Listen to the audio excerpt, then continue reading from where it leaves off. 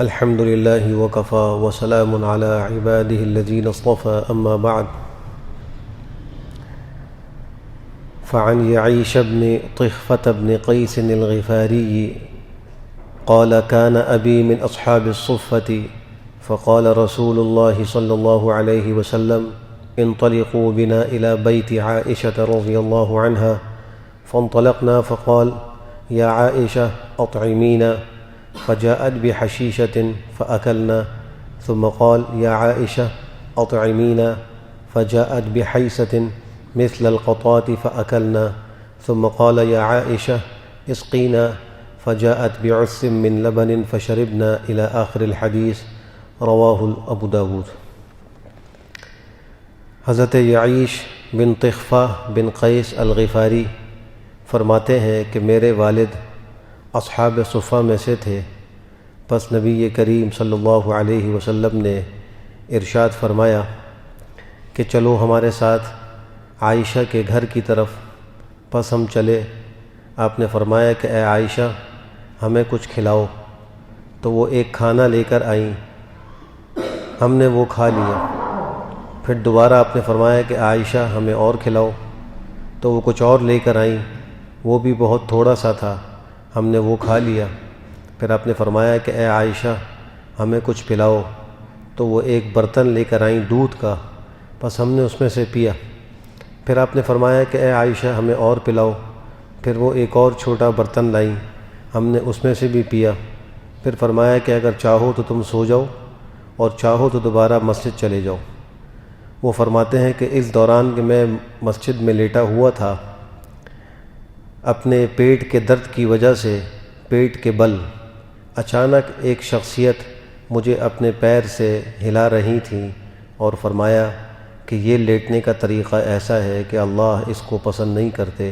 جب میں نے دیکھا تو وہ جناب نبی کریم صلی اللہ علیہ وسلم تھے۔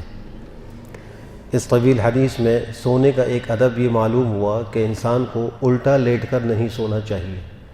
پیٹ کے بل لیٹ کر سونا یہ اللہ سبحانہ وتعالیٰ کو پسند نہیں ہے۔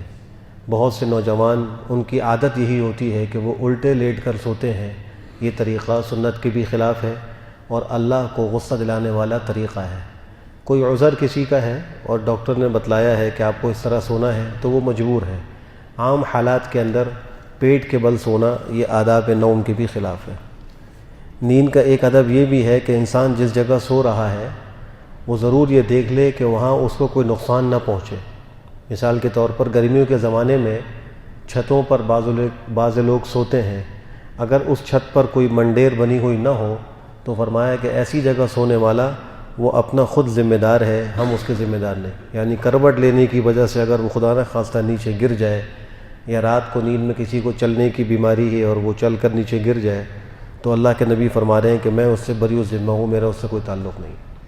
اسی پر قیاس کر کے ہر وہ جگہ دیکھ لی جائے کہ جہاں سونے والے کو سونے کی صورت میں نقصان کا اندیشہ ہو، کسی کنویں کے پاس، گہرے کھڈے کے پاس، یا کوئی ایسی جگہ جہاں وہ جائے تو اس کے جسم کو کوئی تکلیف پہنچے گی، ایسی جگہ سونا یہ اللہ کے نبی کے ذمے سے بری ہونے کے مترادف ہے۔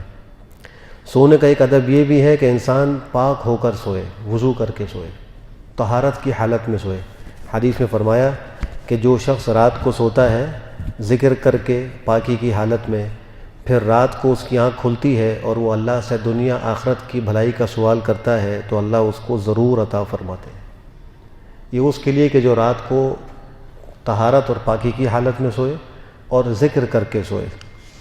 ایسے ہی سونے کا ایک ادب یہ ہے کہ جیسے انسان کو جب قبر میں لٹایا جاتا ہے تو اس کا چہرہ قبلے کی طرف ہوتا ہے، یعنی اس کو قبلے کی طرف کروٹ دے کے سلایا جاتا ہے، تو سوتے وقت اگر ممکن ہو سکے تو بستر پر ایسے ہی لیٹا جائے جیسے انسان قبر میں اس کو لٹایا جائے گا، تاکہ اس کا چہرہ وہ قبلے کی طرف ہو۔ اللہ سبحانہ وتعالی ہم سب کو اس سونے کے آداب پر عمل کی توفیق نصیب فرمائے۔ الحمدللہ رب العالمین والعاقبۃ للمتقین یا رب لک الحمد یا رب صل